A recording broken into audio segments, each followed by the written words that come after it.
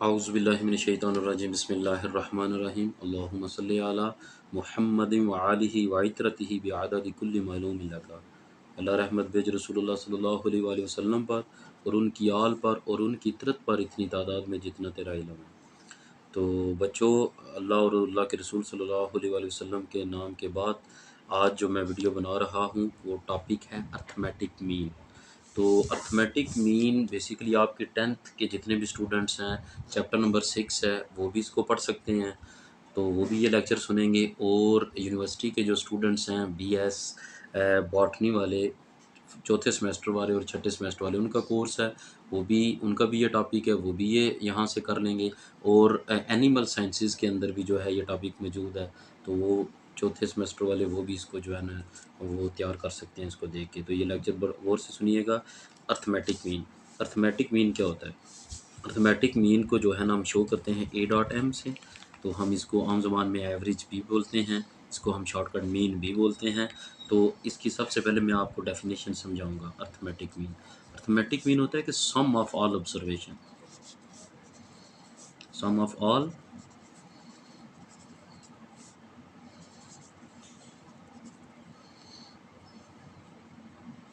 observation, sum of all observation by dividing the number of observation,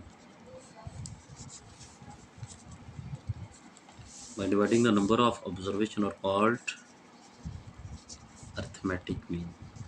It is calculated by this formula. For example, mu is equal to sum of x divided by capital N for population mean. और अगर sample के लिए होगा x bar is equal to sum of x divided by small n for sample mean.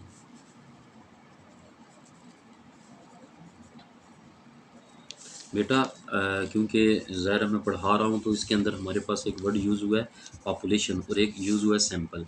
ये tenth वाले भी गौर से सुनेंगे और बाकी जो है उसे अप क्लासेस वाले भी ध्यान से इसको सुनेंगे कि पॉपुलेशन क्या होता है। पॉपुलेशन बेसिकली हमारे पास होता है होल एग्रीगेट ऑफ मटेरियल।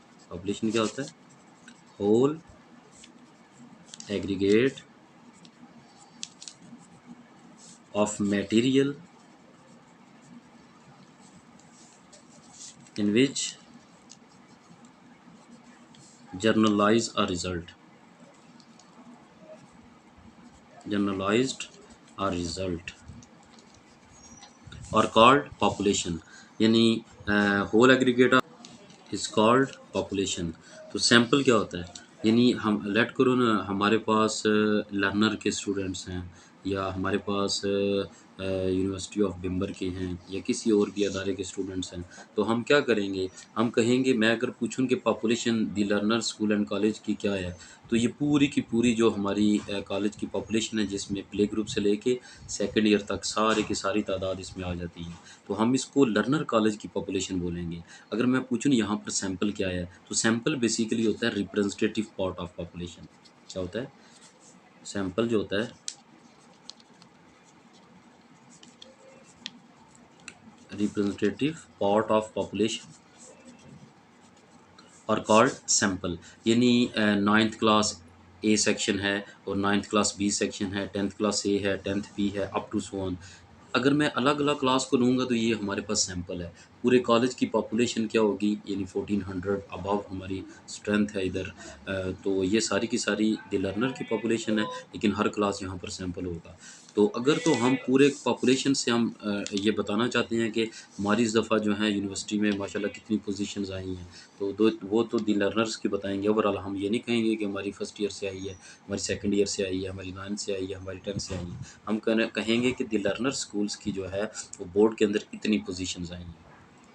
तो ये तो पॉपुलेशन हो गया। और अगर हम ये कहेंगे कि नाइन्थ क्लास या टेंथ क्लास की हमारी पोजीशंस इतनी आई हैं, तो सिर्फ हमने पूरे कॉलेज की जो है पॉपुलेशन के अंदर से सिर्फ एक क्लास का सैंपल लिया है, वहाँ से हम रिज़ल्ट को ड्रा करेंगे। तो ये जो मैं बात बता रहा हूँ ये आपके पास क्या होगा, ये क्योंकि यहाँ पर वर्ड यूज़ हुआ है पॉपुलेशन मीन और पॉपुलेशन सैंपल, तो मैंने बता दिया। अगर पॉपुलेशन से मीन कैलकुलेट करना हो तो ये फार्मूला लगेगा, अगर सैंपल से करना हो तो ये लगेगा।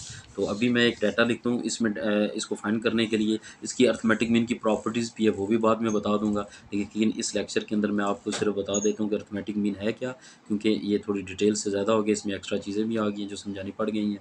तो पॉपुलेशन के मीन को हम या सैंपल के मीन को कैसे हम कैलकुलेट करेंगे। लेट करें हमारे पास एक डाटा है 2, 4 और 6। अब डाटे की भी दो तरह की टाइप्स होती हैं, एक होता है प्राइमरी डाटा और दूसरा होता है सेकेंडरी डाटा। दूसरा कौन सा होता है, सेकेंडरी डाटा। प्राइमरी डाटा वो होता है कि जिस पर पहले से कोई स्टैटिस्टिकल टेक्निक अप्लाई ना हुई हो, नहीं पहले कोई काम ना हुआ, हम फर्स्ट टाइम वहाँ से रिजल्ट को ड्रा करें, उसको प्राइमरी कहते हैं। सेकेंडरी वो होता है विद इन प्राइमरी डाटा और कॉल्ड सेकेंडरी डाटा। तो इसकी, क्योंकि हमने तो बच्चों को समझाना होता है, क्वेश्चन के लिहाज से इसकी मैं नोटेशन बताऊंगा कि आपको कैसे पता चलेगा ये प्राइमरी है या आपके पास अनग्रुप डाटा है। इस एक और भी वर्ड यूज़ करते हैं अनग्रुप डाटा, क्योंकि ज़्यादातर लो क्लासेस के अंदर ये वर्ड यूज़ करेगा, अनग्रुप डाटा और ग्रुप डाटा। तो अनग्रुप डाटा वो होता है जिस तरह का ये बिखरा हुआ है ऐसे ही, और ग्रुप वो डाटा होता है जिसके अंदर क्लासेस बनी होती हैं, फ्रीक्वेंसी मौजूद होती है, उसमें इन्वॉल्व होती है फ्रीक्वेंसी। फॉर एग्जांपल 1 से लेके 5, 6 से लेके 10, 11 से लेके 15 और 16 से लेके 20 तक। हमारे पास अगर ये क्लास इंटरवल है और यहाँ पर फ्रीक्वेंसी गिवन है 2, 3, 4 और 1, ये हमारे पास फ्रीक्वेंसी मौजूद है। ये जिस तरह ये जो शेप का डाटा है हम इसको ग्रुप डाटा कहेंगे, और ये जो है हमारे पास ये अनग्रुप डाटा है। तो अनग्रुप डाटा से हम अर्थमेटिक मीन को अलग तरीके से फाइंड करते हैं, ग्रुप से हम अलग करते हैं। ये तो बेसिक मैंने मीन समझाया है, तो आप ये गौर से देखेंगे कि कैसे फाइंड करेंगे। तो हम हमारे पास अगर 2 और 4 और 6 ये डाटा है, यन ग्रुप है, लेट के हमारे पास x है। तो अगर उसने कहा हुआ है पॉपुलेशन का सैंपल, पॉपुलेशन का मीन फाइंड करें, फिर sum of x over capital N आएगा। अगर उसने इसी तरह मीन बोला हुआ है, और 10th क्लास के अंदर तो जर्नल इसी तरह फाइंड करेंगे हम, x bar is equal to sum of x divided by n।